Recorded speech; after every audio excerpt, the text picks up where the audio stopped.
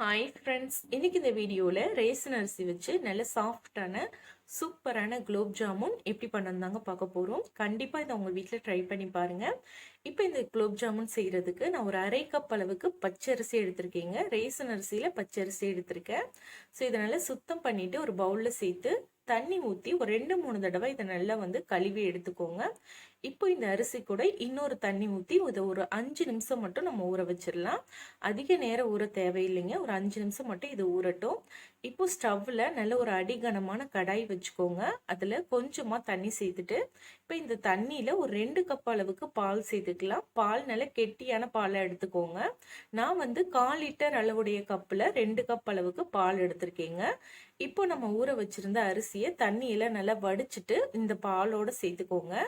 சேர்த்துட்டு இதை நல்லா நம்ம கலந்து விட்டுடலாம். இப்போ பால் நல்லா கொதிச்சு வரட்டும்.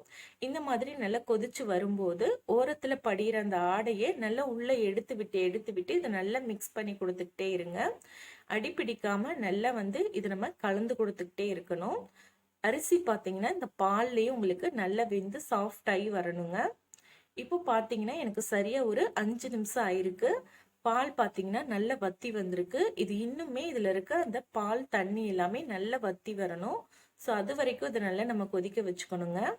இப்போ பாருங்க, ஓரளவுக்கு நல்லா வத்தி வந்திருக்கு. இன்னுமே இது நல்ல கெட்டியான பதத்துக்கு வரணும். இப்போ அரிசி பார்த்தீங்கன்னா நல்லா வெந்திருக்கு. பாருங்க, நல்ல கெட்டியாகி வந்திருக்கு. ஸோ இந்த பதம் வந்ததுக்கு அப்புறமா நீங்க ஸ்டவ் ஆஃப் பண்ணிக்கலாம்.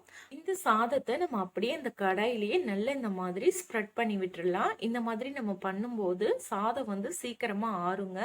ஸோ இது நல்லா சூடு ஆறணும். ஸோ இந்த மாதிரி கடாயிலே இது இருக்கட்டும், நல்லா சூடு ஆறட்டும். இப்போ அதுக்குள்ள இன்னொரு பேன்ல நம்ம ஒரு 2 கப் அளவுக்கு சர்க்கரை போட்டுக்கலாம். சர்க்கரை பார்த்தீங்கன்னா 1.5 கப்ல இருந்து 2 கப் வரைக்கும் நீங்க எடுத்துக்கலாம். ஸோ இது கூட 1 கப் அளவுக்கு தண்ணி சேர்த்துடலாங்க.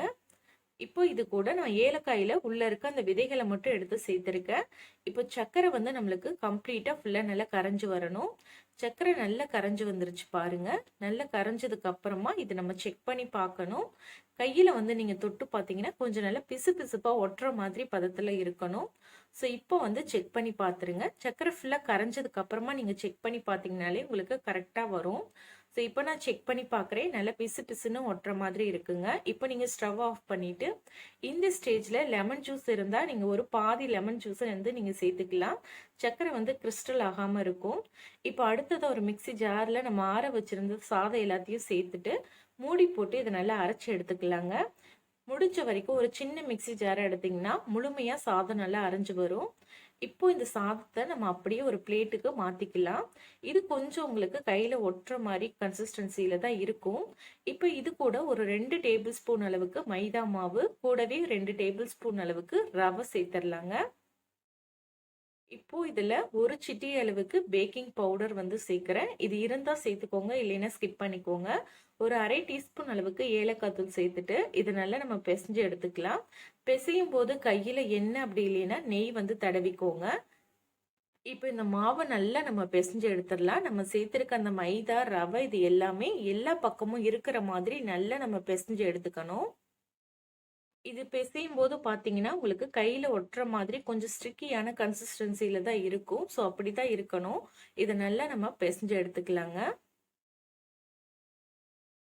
அதே மாதிரி ரொம்ப அழுத்தம் கொடுத்து நீங்க பிசைய வேணாம், லைட்டா நீங்க பிசைஞ்சு எடுத்தா போதும். இப்போ இதை நல்லா நம்ம பிசைஞ்சாச்சுங்க. இதை நம்ம சின்ன சின்ன உருண்டைகளை உருட்டி எடுத்துக்கலாம்.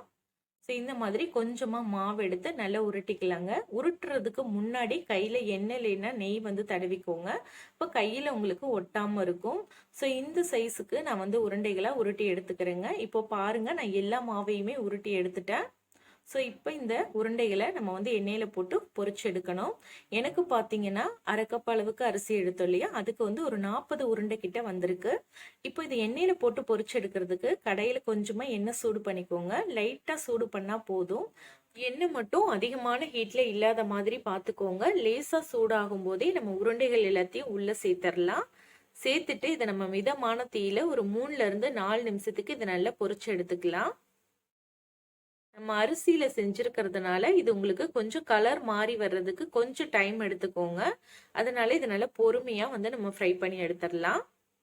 நல்ல ஒரு கோல்டன் கலர் வந்ததுக்கு அப்புறமா நம்ம எண்ணெயிலிருந்து எடுத்துடலாங்க. உங்களுக்கு இதுல வந்து வெடிப்பு இல்லாம நல்லா அழகா வரும் உங்களுக்கு. இப்போ பாருங்க நல்ல கோல்டன் கலர் வந்துருச்சு. இது எண்ணெயிலிருந்து வடிச்சு எடுத்துக்கலாம். இப்போ அதே மாதிரியே மீதி இருக்க எல்லா உருண்டைகளையும் சேர்த்து ஃப்ரை பண்ணி எடுத்துக்கோங்க.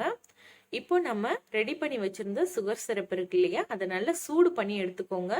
நல்லா ஆறிடுச்சு அப்படின்னா நல்லா ஒருக்கா சூடு பண்ணிட்டு அதுக்கப்புறமா நம்ம ஃப்ரை பண்ணி வச்சிருக்க உருண்டைகள் எல்லாத்தையும் ஜீனி பாகுல சேர்த்துருங்க. சேர்த்துட்டு இது நல்லா நம்மளுக்கு ஊறணும். ஒரு 3 ல இருந்து 4 மணி நேரமாவது ஊறணுங்க. உங்களுக்கு டைம் இருந்தால் நீங்கள் ஓவர் நைட் கூட நீங்கள் இதை ஊற வச்சுக்கலாம்.